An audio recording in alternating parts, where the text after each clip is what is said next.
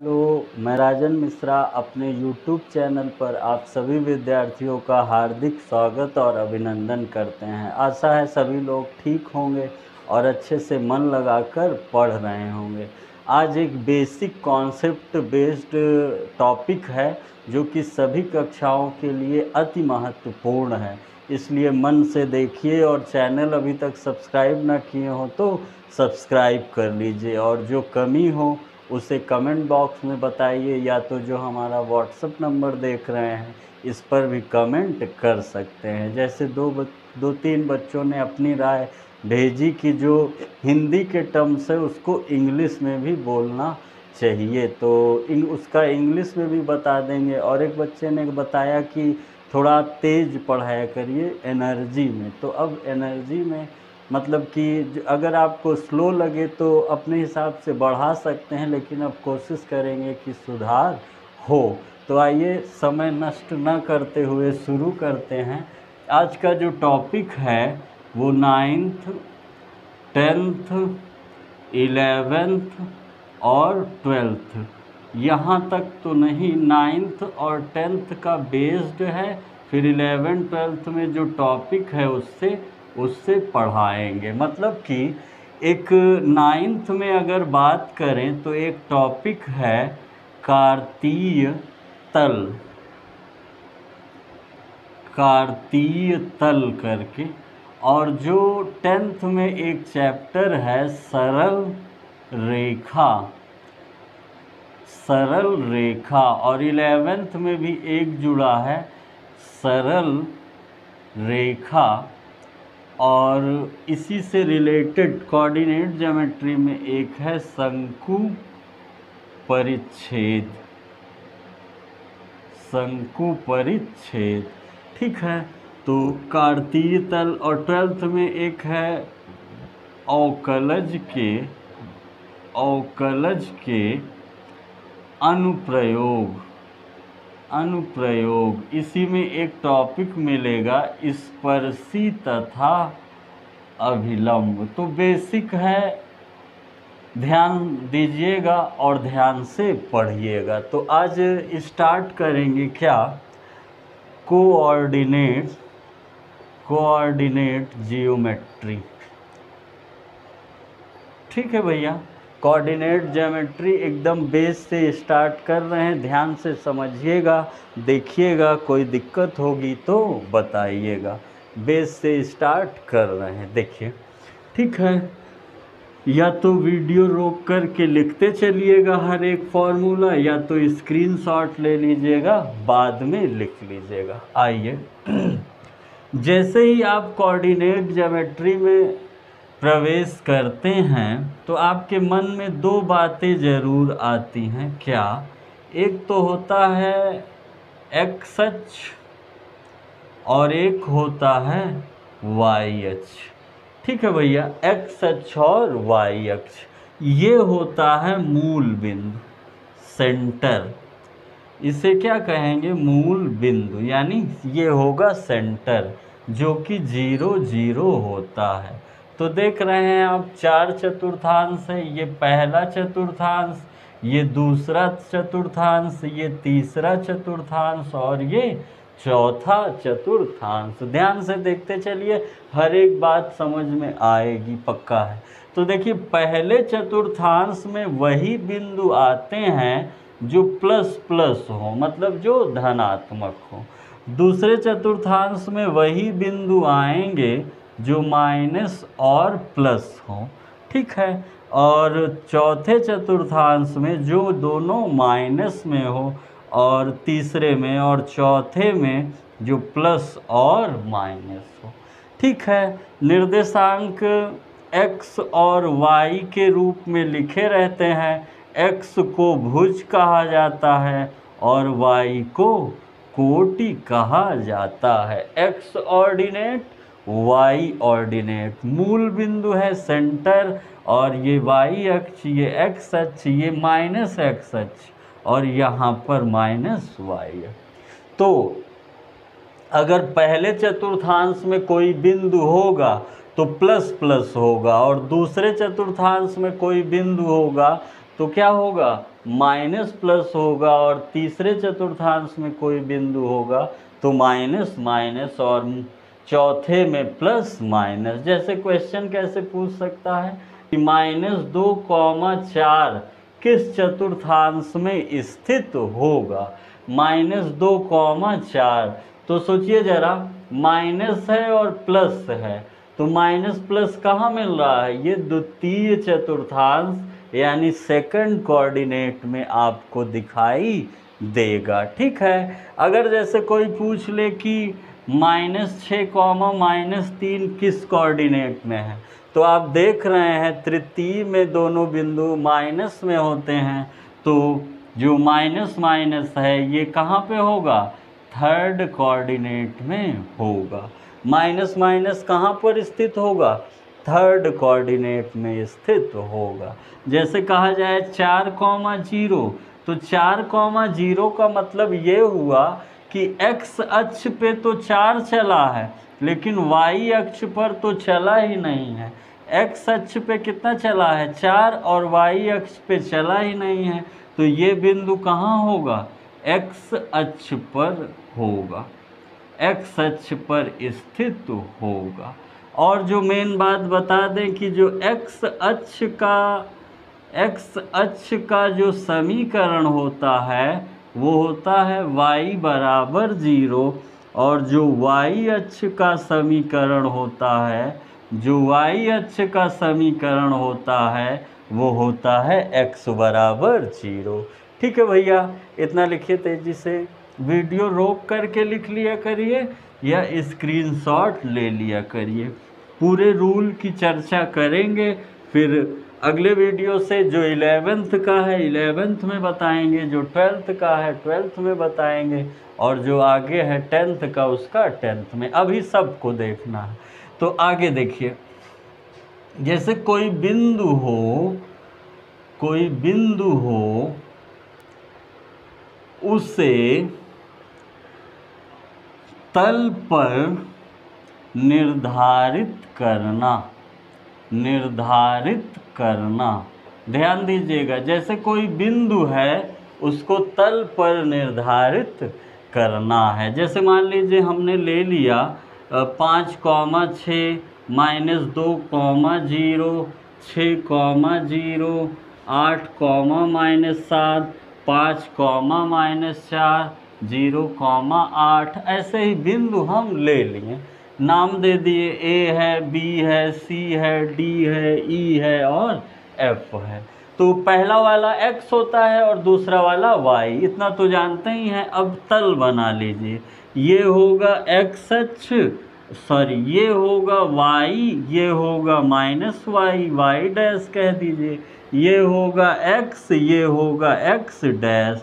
अब ये ओरिजिन होता है 0, 1 2 3 4 5 6 7 8, 1 2 3 4 5 6 7 8, -1 -2 -3 -4 -5 -6 -7 और -8, -1 -2 -3 -4 -5 -6 -8। अब देखिए 5,6 मतलब x पर कितना चला है, 5 कदम, और y पर कितना चला है, 6। तो देखिए 1 2 3 4 5 प्लस का 5 और 6, 1 2 3 4 5 6, मतलब इधर से 6 के सामने और इधर से 5 के सामने।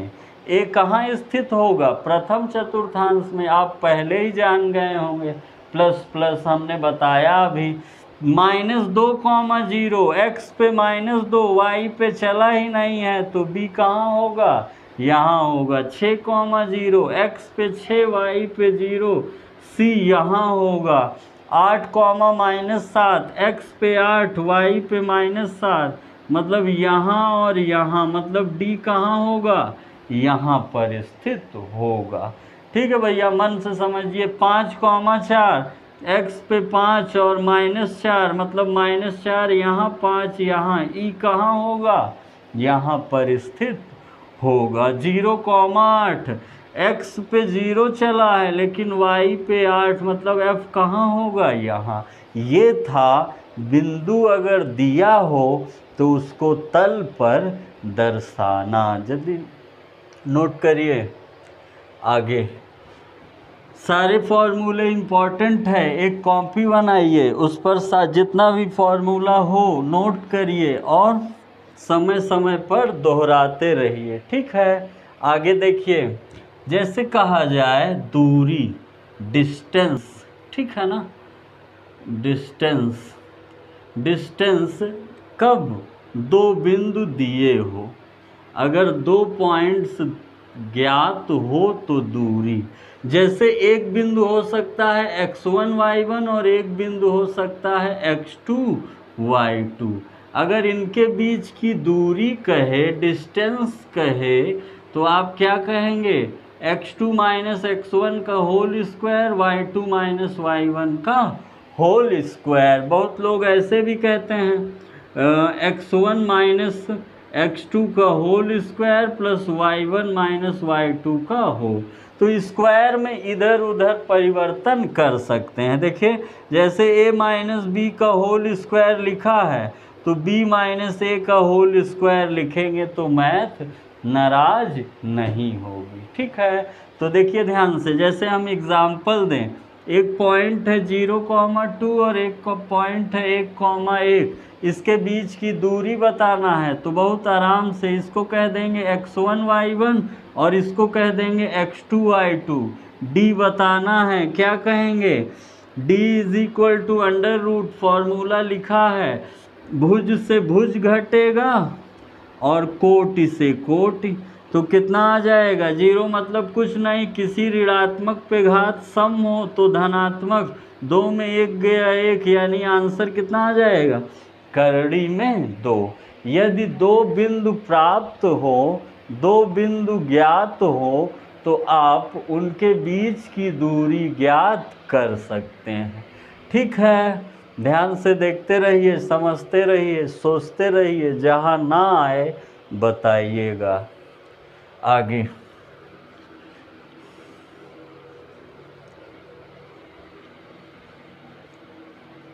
अगला है, जब 2 बिंदु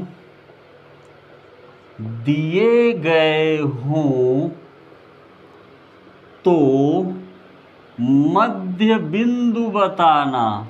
जब 2 बिंदु दिए गए हों तो मध्य बिंदु, मिड पॉइंट, यानी x1 y1 और x2 y2, अगर मध्य बिंदु मिड पॉइंट बताना है, जैसे ये A है ये B है, इसका मिड पॉइंट क्या है? C।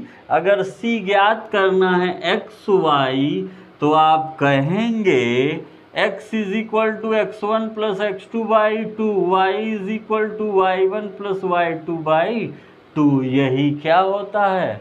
मध्य बिंदु, मिड पॉइंट। एग्जाम्पल तो बताना नहीं पड़ेगा, देख लीजिए। वैसे जैसे है 6,4 और 8,2, तो एक होगा x1, एक होगा y1, एक होगा x2, एक होगा y2। हमें मिड पॉइंट बताना है x y। x बराबर x1 प्लस x2 बाई 2, यानी 6 प्लस 8/2 कितना? 14/2, कितना होगा? 7, ठीक है। और y बराबर y1 प्लस y2 बाई 2 कितना होगा? 4 प्लस 2/2, यानी 6/2, यानी 3। मतलब मध्य बिंदु कितना होगा? 7,3। ज्ञात कर देंगे ना? जल्दी लिखते चलिए, सारे फॉर्मूले इम्पॉर्टेंट है। जब आप एक अच्छा क्वेश्चन लगाएंगे तो सब में ज़रूरत पड़ती रहे।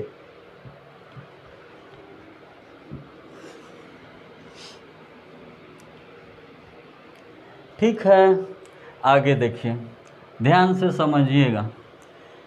अगर आप रेखा में हैं, सरल रेखा में हैं, तो रेखाओं के प्रकार पूछा जाता है, रूप इसका। अगर देखा जाए तो रेखा अर्थात लाइन के 3 रूप मुख्य रूप से आते हैं। दिखाई पड़ते हैं। कौन कौन से? एक होता है प्रवणता रूप। एक क्या होता है? प्रवणता रूप। क्वेश्चन पूछता है दी गई रेखा को प्रवणता रूप में बदलिए। अंतःखंड रूप। अंतःखंड रूप कहता है दी गई रेखा को अंतःखंड रूप में बदलिए। और एक होता है लंब रूप, परपेंडिकुलर। ठीक है, परपेंडिकुलर फॉर्म में। ठीक है, टेंजेंट प्रवणता। तो प्रवणता रूप होता है y बराबर mx प्लस सी, जहाँ m बराबर होता है tan थीटा और जहाँ थीटा बराबर होता है x अक्ष से झुकाव। अभी बात कर रहे हैं इसकी। अभी बस इतना जानिए कि प्रवणता रूप क्या होता है।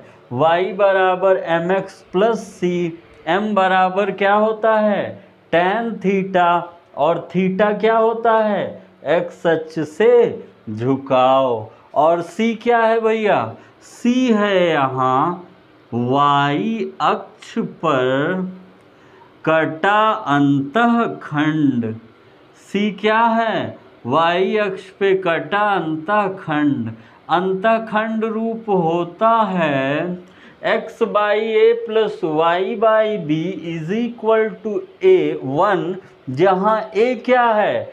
x अक्ष पर कटा अंतःखंड और b क्या है? y अक्ष पर कटा अंतःखंड। अगर डायग्राम के माध्यम से बताएं तो ये x अक्ष है, ये y अक्ष है। तो ये जो अंतःखंड कटा है b है, ये a है, इसको तो आप जानते ही हैं मूल बिंदु है। बहुत क्वेश्चन पूछे जाते हैं बोर्ड में अंतःखंड से। लंब रूप क्या होता है? x cos alpha plus y sine alpha is equal to p। Alpha क्या है? वही x अक्ष से झुकाव। अल्फा क्या है? x अक्ष से झुकाव। p क्या है? मूल बिंदु से दूरी। p क्या है? मूल बिंदु से दूरी। p क्या है? मूल बिंदु से दूरी। तो रेखा के तीन रूप होते हैं, प्रवणता, अंतःखंड और लंब रूप। ठीक है, आगे देखिए।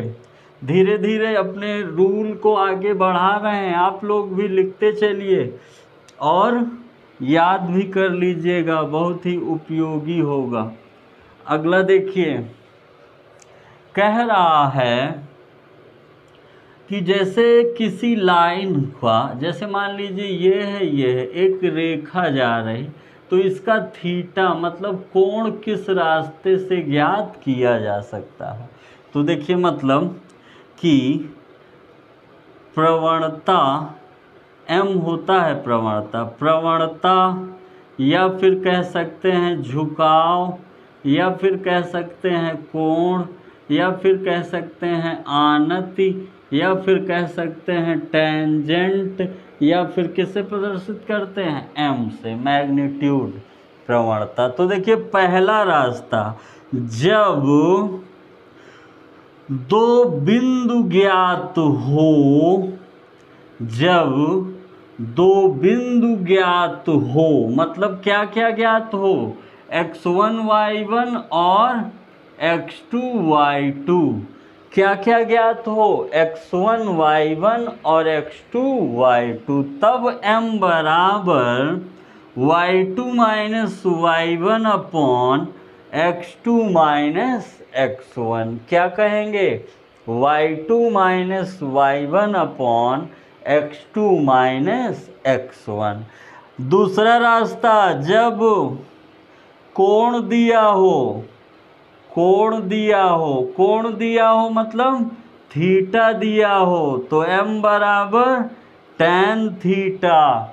तीसरा रास्ता, जब एक रेखा दी गई हो, क्या दिया गया हो? जब एक रेखा दिया गया हो। रेखा कैसे होगी? ax plus B Y plus C बराबर 0। तो m बराबर माइनस x का गुणांक बटे y का गुणांक, यही क्या होगा, प्रवणता होगा। तो हमने 3 रास्ता बताया प्रवणता ज्ञात करने का, या तो m बराबर y2 minus y1 upon x2 minus x1, या तो m बराबर tan थीटा, या तो माइनस x का गुणांक बटे y का गुणांक। तीनों ही प्रवणता ज्ञात करने के रूल है। लिखते चलिए आगे। आगे आपको फॉर्मूला बताएंगे रेखा ज्ञात करना, मतलब समीकरण प्राप्त करना या ज्ञात करना। अब देखिए समीकरण ज्ञात करने के लिए भी व्यवस्था होना चाहिए, क्या क्या दिया है, तो जिस जिस हिसाब से दिया रहता है उस हिसाब से क्या बनाया गया है, रूल बनाया गया है कि जो जो सुविधा इनके पास उपलब्ध हो उस हिसाब से आपको रेखा का समीकरण बता दे। पहला क्या बताएंगे, एक बिंदु दिया हो x1 y1 और प्रवणता दिया हो m, तो कहेंगे y minus y1 mx minus x1। ठीक है, क्या कहेंगे, y minus y1 is equal to m x1। दूसरा रास्ता, बिंदु दिया हो x1 y1 और कोण दिया हो theta, y minus y1 tan theta x minus x1। तीसरा रास्ता, दो बिंदु दिया हो, दो बिंदु हो मतलब x1 y1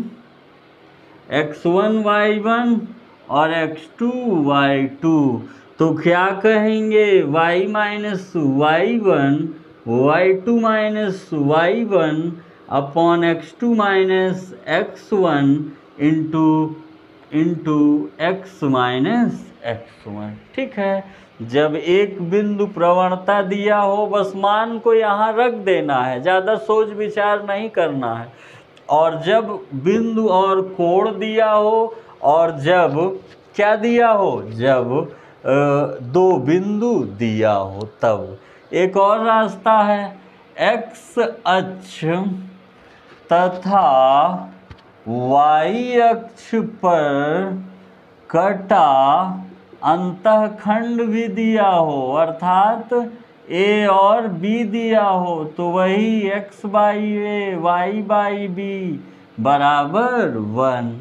ठीक है भैया, जब x अक्ष और y अक्ष पे कटा अंतःखंड दिया हो तब इसे लगाएंगे। ध्यान से समझते चलिए, जब एक्सरसाइज कराएंगे क्वेश्चन लगाएंगे तो वहाँ सब जगह काम देगा, आपसे पूछेंगे भी, एक जगह लिखते लिखते याद करते रहिए।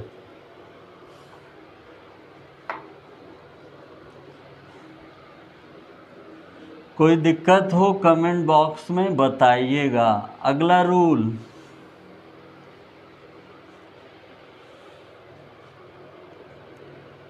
किसी दिए गए रेखा से बिंदु की दूरी, नहीं समझे, जैसे मान लीजिए एक रेखा है ax plus B Y plus C बराबर 0, एक बिंदु है x1 y1, इसके बीच का डिस्टेंस दूरी कहा जाता है या फिर लंब की माप कहा जाता है, परपेंडिकुलर रहता है ये। तो ax1 प्लस by1 प्लस सी अपॉन अंडर रूट ए स्क्वायर बी स्क्वायर, इसी के माध्यम से दो रेखाओं के मध्य दूरी ज्ञात की जाती है। कैसे, जैसे दो रेखा दे दी गई हो, मूल बिंदु 0 0 होता है, यहाँ से इसको P भी कहते हैं, मूल बिंदु से डाले गए लंब की माप या किसी बिंदु से रेखा पर डाले गए लंब की, तो यहाँ से P1 हो जाएगा और यहाँ से P2 हो जाएगा। तो जैसे आप P निकालेंगे या D, तो mod of P1 minus P2 हो जाएगा। एक एग्जाम्पल देते हैं, नहीं आप कहेंगे, एक रेखा है 6x + 8y is equal to -10 is equal to 0, और एक रेखा है 3x + 4y + 20 is equal to 0। दोनों के बीच की दूरी ज्ञात करनी है, ठीक है, डिस्टेंस। तो ये हमें P1 देगा, ये हमें P2 देगा, और बिंदु तो कोई है नहीं, तो क्या ले लेंगे, 0 0 और 0 0 मूल बिंदु से कहाँ पर है, तो P1 बराबर, इस रूल को देखिए, ये A होगा, ये B होगा, ये C होगा, ये x1 y1 होगा। रखिए 6 गुणे 0 8 गुणे 0 -10 बटे 36 + 64 -10 बटे करणी में 100 -10 बटे 10 -1।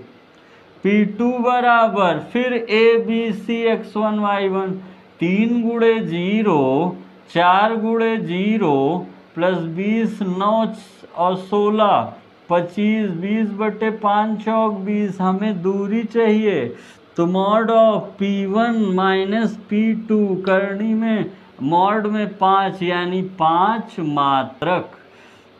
ये होगा दो रेखाओं के मध्य दूरी। ठीक है भैया, कैसे निकालेंगे दो रेखाओं के मध्य की दूरी? P बराबर ax1 + by1 + c/√a²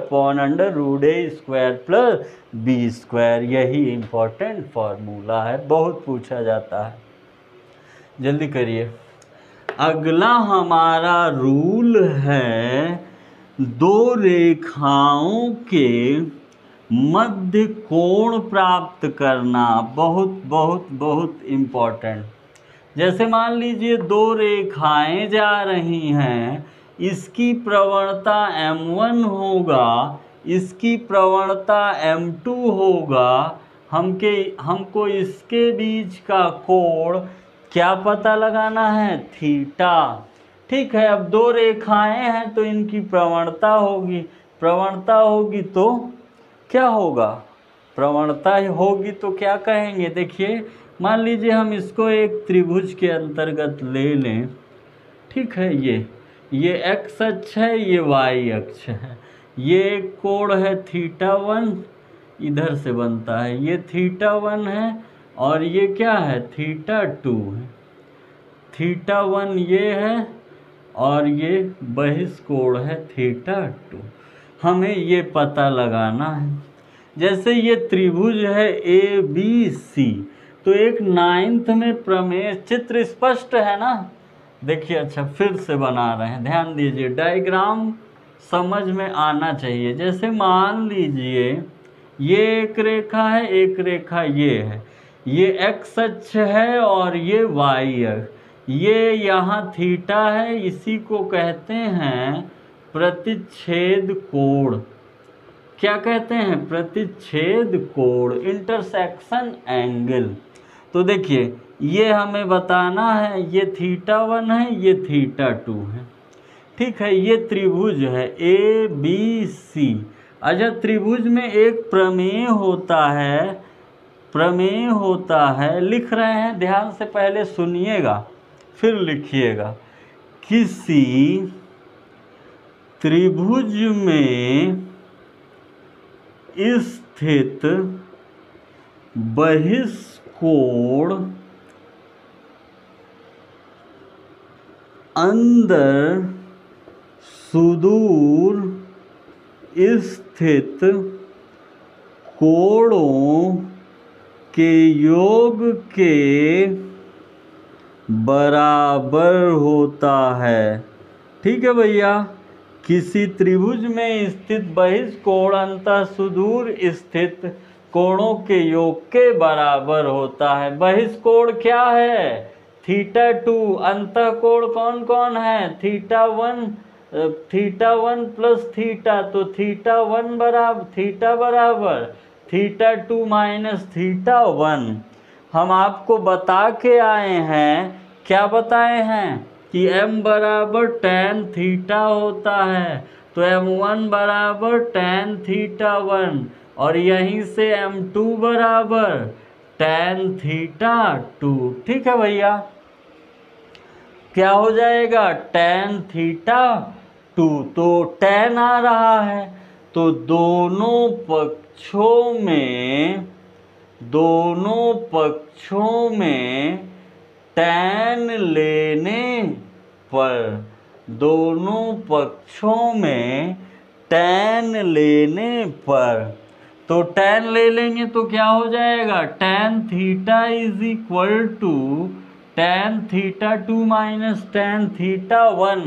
याद करिए tan a minus B, tan a into tan b, tan a minus tan b upon 1 plus tan a into tan b। tan theta is equal to tan theta 2 minus tan theta 1 upon 1 plus tan theta 2 into tan theta 1। तो देखिए m1 बराबर tan theta 1, m2 बराबर tan theta 2, तो tan theta बराबर m2 minus m1 upon m1 into m2।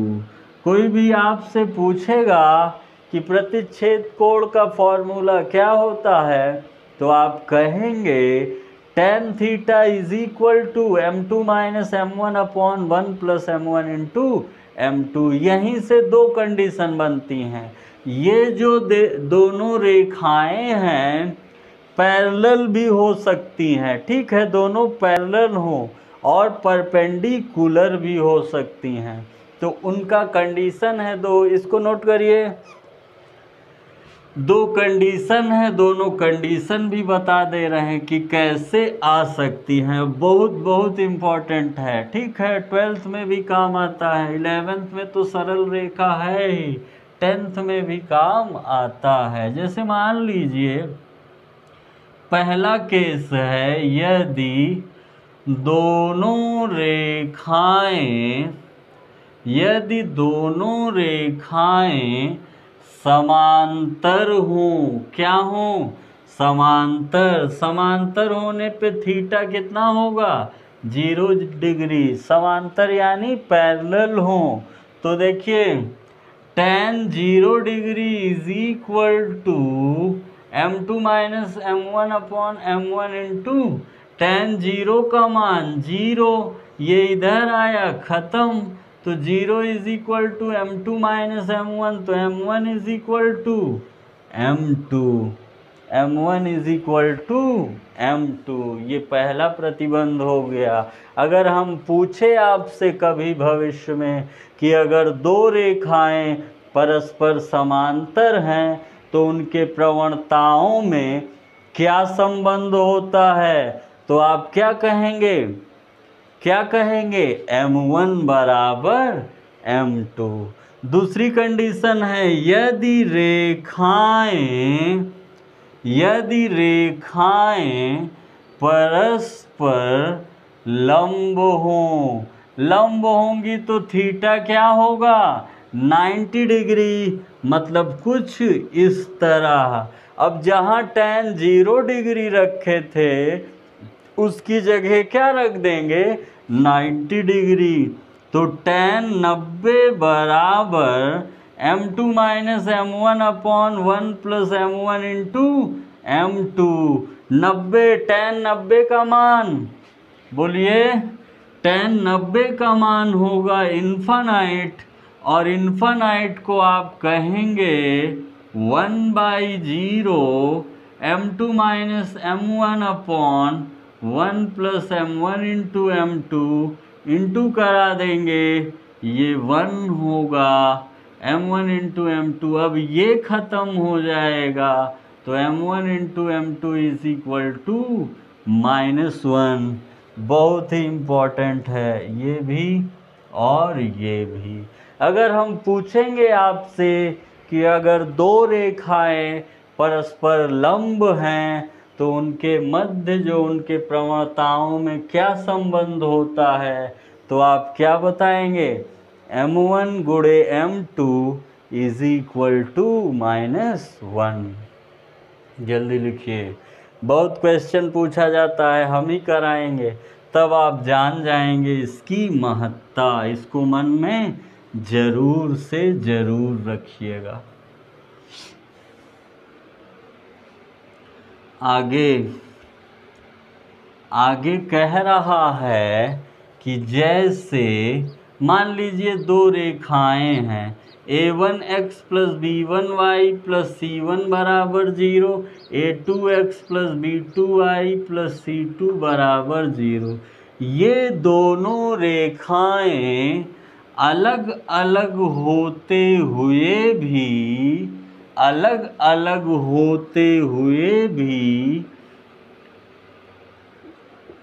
एक ही रेखा प्रदर्शित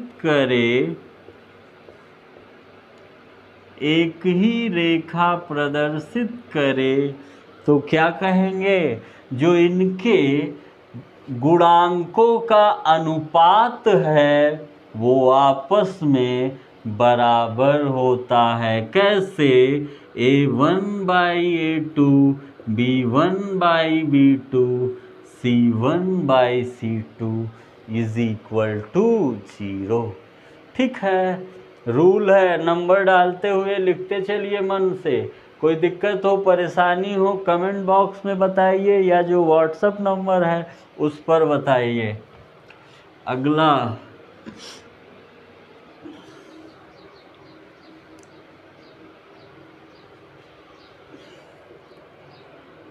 जैसे रेखा एक दिया हो, ठीक है, रेखा ज्ञात हो और दो कंडीशन बनेगी, एक कहेगा समांतर और एक कहेगा लंब। बिंदु दिया रहेगा x1 y1 से जाने वाली रेखा का समीकरण बताना। अगला रूल क्या कह रहा है? एक रेखा दे देगा और एक बिंदु दे देगा। ठीक है, एक रेखा दे देगा और एक बिंदु दे देगा। कहेगा कि क्या बताइए, इस बिंदु से जाने वाले या तो समांतर या तो लंबवत रेखा का समीकरण। ठीक है भैया, ध्यान से देखते रहिए, सोचते रहिए, जहाँ ना आए पूछते रहिए। पहला हम बता रहे हैं समांतर। जैसे एक रेखा दे दिया भैया, ax plus by plus c बराबर 0 और बिंदु क्या दिया है? x1 y1। ध्यान से सुनिएगा, जो रेखा हो उसे ले लीजिए, रेखा दिया गया है, इनसे कुछ ना बोलिए, ऐसे ही बैठा रहने दीजिए। जो c है, जो कांस्टेंट है, उसकी जगह क्या मान लीजिए? लैम्डा। और मानने के बाद जो बिंदु दिया है x1 y1 लाकर रख दीजिए, तो लैम्डा बराबर -ax1 प्लस by1। लैम्डा बराबर -ax1 प्लस by1। जो भी लैम्डा का मान आए यहाँ लाकर रख दीजिए। एग्जाम्पल अभी एक बता देते हैं, उससे ज़्यादा क्लियर होगा। ठीक है भैया, उससे क्या होगा?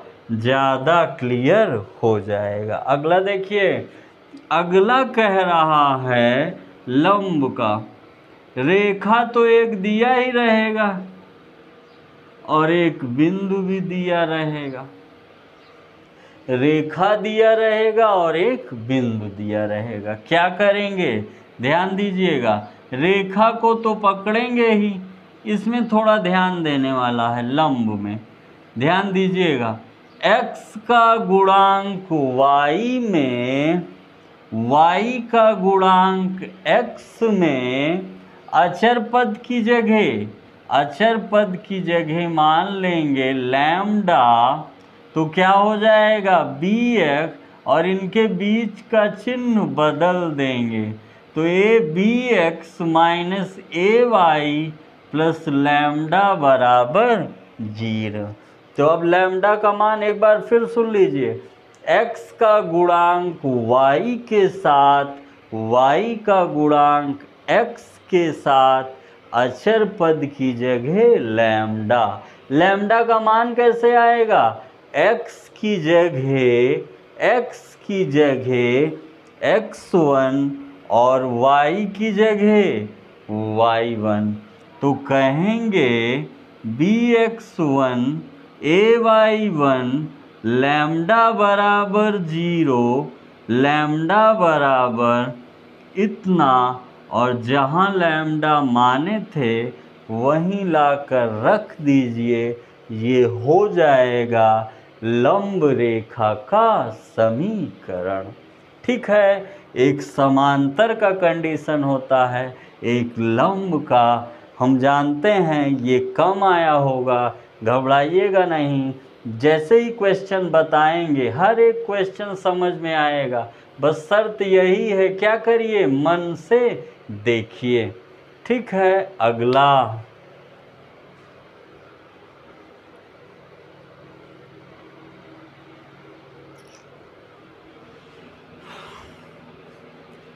त्रिभुज की भुजाएं, या फिर क्या दे देगा? त्रिभुज की भुजाएं या फिर उसका शीर्ष दे देगा।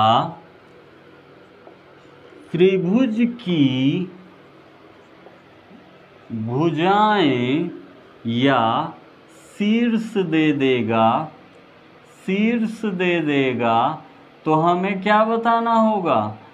क्षेत्रफल उसका, त्रिभुज का क्या बताना होगा?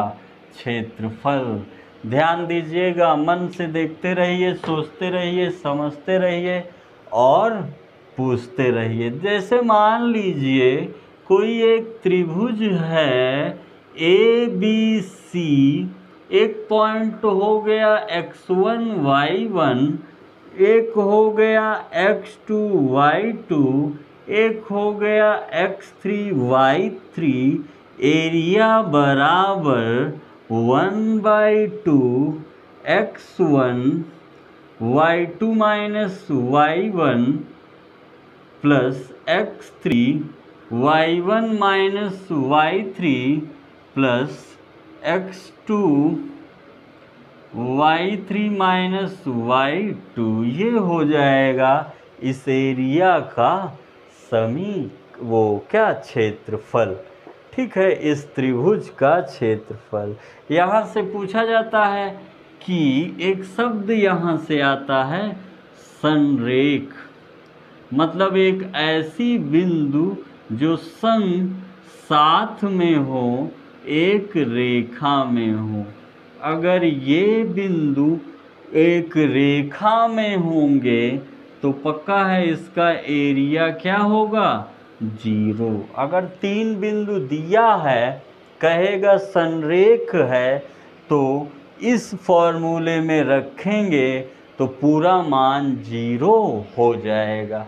अगर 0 न हुआ तो संरेख नहीं होगा। ठीक है, अगर 0 हो गया तो संरेख हो जाएगा, और 0 नहीं हुआ तो असंरेख। ठीक है, संरेख निकालने के 3 कंडीशन है, अभी तीनों बता दे रहे हैं। एरिया आया था इसलिए आपको नाम याद दिला दिए। मतलब एक ही रेखा पर अगर 3 बिंदु स्थित हैं तो संरेख होगा। एक होता है संगामी, अगर एक ही रेखा से संगामी, अगर एक ही बिंदु से कई रेखा गुजरे तो उसे क्या कहेंगे? संगामी। अगर एक ही रेखा से एक ही बिंदु से कई रेखा गुजरे तो उसे क्या कहेंगे? संगामी। कोई दिक्कत? लिखिए। जैसा कि हमने चर्चा किया संरेख, तो देख लीजिए ध्यान से, कोई दिक्कत परेशानी ना हो। 3 तरीका बता दे रहे हैं, जो पसंद आए अपना लीजिए। एक तो आप लोग जान ही गए, कौन सा है? एरिया का है। तो एरिया जैसे 3 बिंदु दे दे, x1 y1, x2 y2 और x3 y3। कहे सिद्ध कीजिए कि ये क्या है, संरेख है, संरेख है, एक ही लाइन से गुजरती हैं। देखिए पहला, इसका जो क्षेत्रफल होगा, जब एक लाइन है तो इसका क्षेत्रफल क्या होगा, 0, डेल्टा क्या होगा, 0। अभी डेल्टा का पीछे फॉर्मूला बताए थे, ये बता दिए। दूसरा अगर प्रवणता निकालें, जैसे ये ए है, ये बी है, ये सी है, ए बी की प्रवणता बराबर बी सी की प्रवणता, क्या कहेंगे, ए बी की प्रवणता बराबर बी सी की प्रवणता।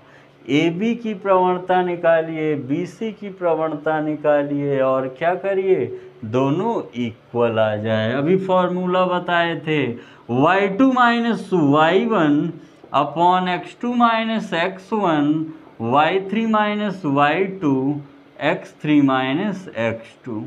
यही होता है किसका रूल, प्रवणता का। तीसरा क्या होता है, बहुत महत्वपूर्ण, ध्यान दीजिए, कोई दो बिंदु ले लीजिए, उससे रेखा का समीकरण निकाल दीजिए, y minus y1, y2 minus y1, x2 minus x1, x minus x1। जैसे कोई एक दो बिंदु दिया रहेगा तो उससे रेखा का समीकरण निकाल दीजिए, और जो तीसरा बिंदु बैठा है चुपचाप, जो तीसरा पॉइंट रह गया है, वो इसे क्या करेगा, सेटिस्फाई करेगा, संतुष्ट करेगा, तो संरेख होंगे, नहीं तो नहीं होंगे। सेटिस्फाई करेगा, संतुष्ट करेगा, तो कोलाइनर संरेख होंगे, नहीं तो नहीं होंगे। जल्दी लिखिए, सारे फॉर्मूले महत्वपूर्ण हैं, कल जब प्रश्न कराएं तो सब आपके मस्तिष्क में चलते रहने चाहिए भैया। उससे आपको एक जादू दिखेगा, जादू ये दिखेगा कि हर एक प्रश्न आपको आता चला जाएगा, इसकी हम गारंटी लेते हैं। लेकिन एक काम करना होगा, जितने भी रूल हम बता रहे हैं एक अच्छी कॉपी पर लिखिएगा और बार बार दोहराइएगा, ठीक है। बस 2-3 बार पढ़ लेंगे, फिर क्वेश्चन लगाते समय भले ही देख लें, कितनी बार देखेंगे, एक दिन स्वतः ही याद हो जाएगा। अगला हम जैसे एक आकृति ले, एक त्रिभुज ले ए बी सी, ये समबाहु त्रिभुज है, और समबाहु त्रिभुज की विशेषता क्या होती है, जो सभी भुजाएं हैं आपस में बराबर होंगे, सभी भुजाएं